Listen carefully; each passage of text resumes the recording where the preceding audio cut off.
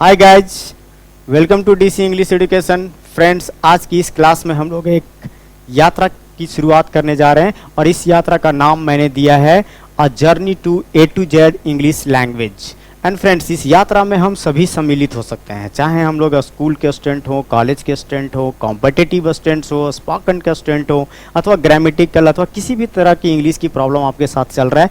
अब विश्वास रखें, इस यात्रा में मेरे साथ आएँ, मैं आपकी इंग्लिश की किसी भी तरह की प्रॉब्लम को दूर करूँगा। तो फ्रेंड्स, आज की इस यात्रा में मैं सबसे पहले जो सिखाने जा रहा हूँ वो पार्ट्स ऑफ स्पीच का इंट्रोडक्शन, शॉर्ट इंट्रोडक्शन देने जा रहा हूँ। ऐसा नहीं कि बड़ा सा इंट्रोडक्शन देने जा रहा हूँ, शॉर्ट इंट्रोडक्शन होगा यह। और इस इंट्रोडक्शन से हम लोग बहुत कुछ सीख पाएंगे इस पार्ट्स ऑफ स्पीच पर। लेकिन फ्रेंड्स, इसके पहले थोड़ा सा हम लोग आ जाएं तो बात करें, किसी भी लैंग्वेज की अगर शुरुआत होती है तो साउंड से होती है। साउंड्स जो है वो थोड़ा सा डेवलप करेगा तो लेटर में, और लेटर फ्रेंड्स दो भागों में आप इसको बांट करके पढ़ सकते हैं। जैसा कि आप जानते हैं कि इंग्लिश के 26 लेटर होते हैं, जिसमें से 5 निकल करके वॉवेल साउंड की ओर आता है और 21 जो है वो कॉन्सोनेंट की साउंड की ओर आता है। तो फ्रेंड्स, 5 जो इधर आया उसमें से 2 और प्लस कर सकते हैं आप, क्योंकि सेमी वॉवेल जो है वो 2 और जुड़ जाता है, और कॉन्सोनेंट 21। जो 5 वॉवेल हैं इसमें से निकल करके आता साउंड हमारे पास वो है 20। अब 20 साउंड्स थोड़ी सी हम लोग समझ लेते हैं यहाँ इस बात को, साउंड्स को, कि जैसे CUT कट, बट यहाँ अगर हम लोग बात करें PUT का, तो इसको हम लोग पट ना पढ़ करके पुट पढ़ते हैं। इसका मतलब यू जो है वो डबल साउंड किया। इसी प्रकार से कई ऐसे साउंड है, जैसे मान लीजिए एक और एग्जाम्पल ले लें, गो, GO गो, और उधर TO टू।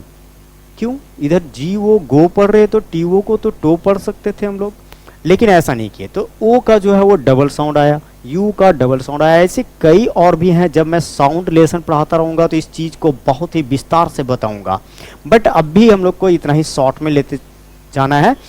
अब आगे हम लोग अगर बात करें कॉन्सोनेंट की ओर, तो कॉन्सोनेंट जो है वो 24 साउंड देता है। होता 21 है संख्या में, लेकिन साउंड देता है 24। उसको भी एक समझ लेते हैं, जैसे CAR कार पढ़ेंगे, लेकिन वैसे ही YCLE क्या पढ़ेंगे आप, साइकिल पढ़ेंगे। ऑब्वियसली ऐसा है कि C का डबल प्रोनाउंसिएशन हुआ, जैसे GIRL गर्ल पढ़ते हैं, लेकिन फिर जैसे ही हो गया GINGR जिंजर पढ़ते हैं। ऐसा इसलिए है क्योंकि साउंड जो है वो कॉन्सोनेंट का बदलता है, 24 साउंड हो जाता है और वॉवेल में 20 साउंड होता है। तो ये 20 साउंड और 24 साउंड्स अथवा 5 लेटर और 21 लेटर मिल करके आकर के हमारे वर्ड का निर्माण करते हैं। और ये वर्ड्स, यहाँ जहाँ हम लोग वर्ड्स में आ जाते हैं, यहीं से हमारा ग्रामेटिकल लेसन शुरू हो जाता है।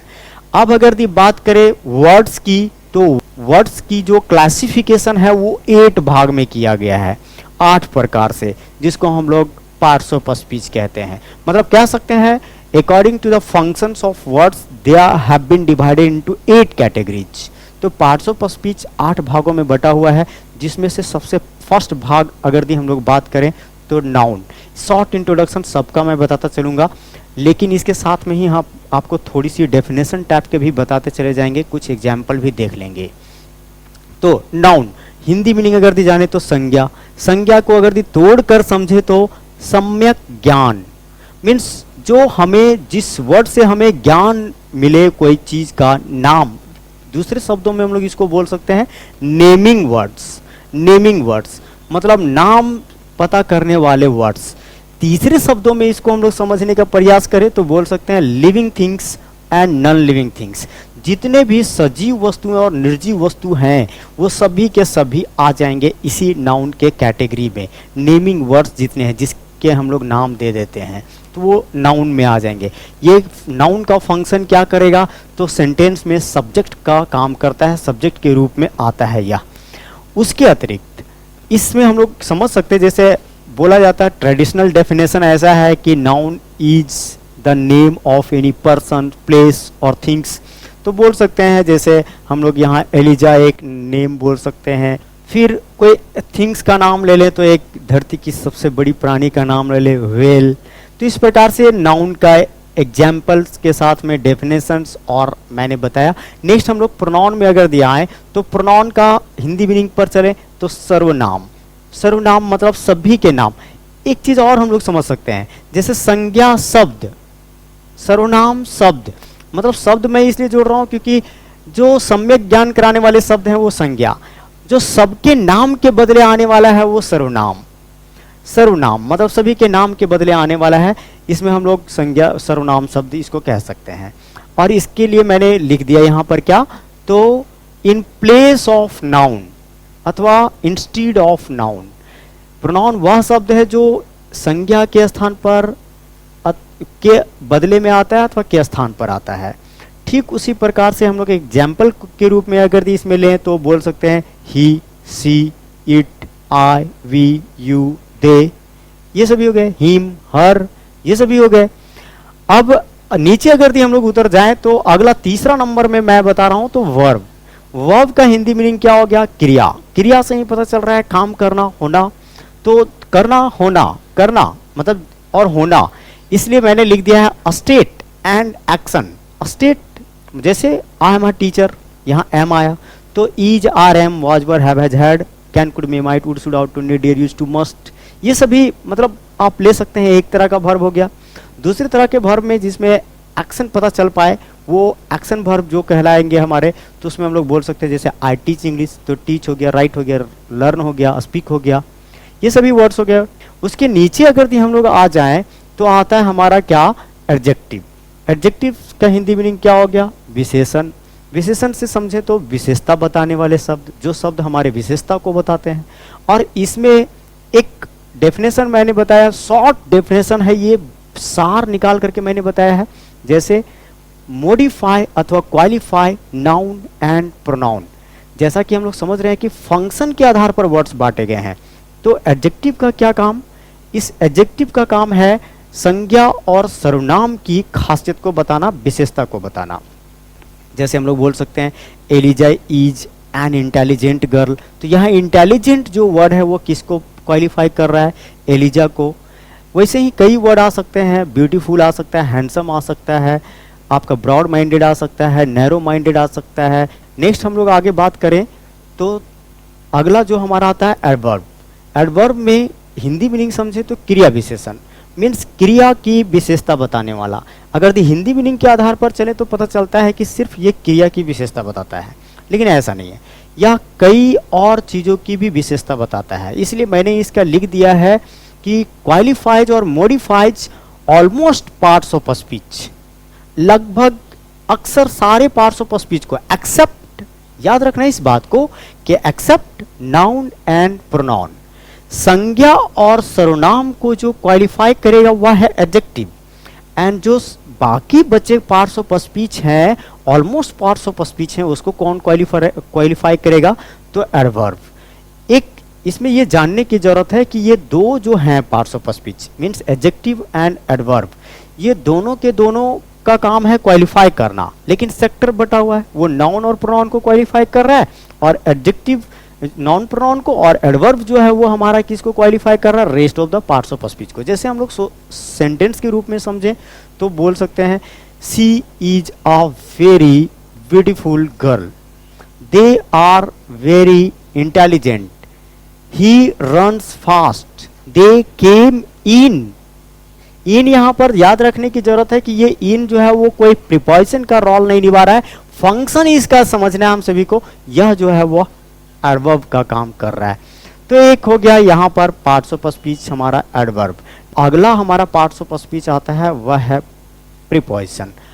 प्रीपोजिशन का हिंदी मीनिंग समझे तो संबंध सूचक शब्द, मतलब ये संबंध बताएगा, किसकी संबंध बताएगा, बोला जा रहा है relates noun and pronoun with other parts of speech in a sentence.